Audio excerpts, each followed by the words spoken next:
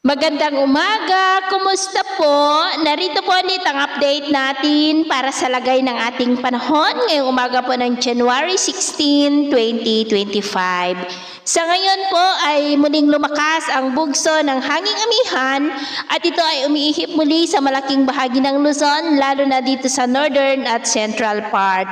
Habang ang easterlies ay patuloy na umiiral sa Visayas at Mindanao at ang shear line o yung imaginary line ng hangganan ng malamig na hanging amihan at mainit na easterlies ay patuloy po na nag-i-extend sa may southern Luzon. At sa ating long-range forecast, nananatili pa din po na walang bagyo na namamataan na tatawid sa ating kalupaan for the next 2 weeks.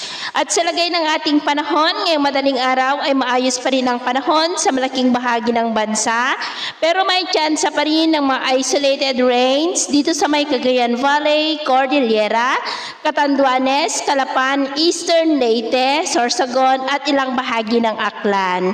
At mamaya ay sisikat po ang araw sa malaking bahagi ng bansa pero may tsansa pa rin po ng cloudy skies with isolated rains sa ilang bahagi ng Cagayan, Isabela, Apayao, Marines Sur, Calapan, Northern Palawan, Aklan, Eastern Samar, Eastern Leyte, Dinagat Island, Davao Oriental at Holosulu. At mamayang hapon, posible pa rin ang mga isolated rains sa ilang bahagi po ng ating bansa kaya mag-ingat pa rin tayo sa posibleng banta pa rin ng mapagbaha at pagguho ng lupa. At sa atin naman pong mga baybayin, iwasan na muna natin ang papalaot sa kanlurang baybayin ng Luzon, Northern Seaboard ng Cagayan, Extreme Northern Luzon Seaboard at silangang baybayin ng ating bansa dahil ang mga alon dyan ay posible pa rin na aabot hanggang sa 2 to 4.5 meters height. Kaya hanggat maaari po ay iwasan na muna natin ang papalaot dyan sa mga may kulay pula para mas makaiwas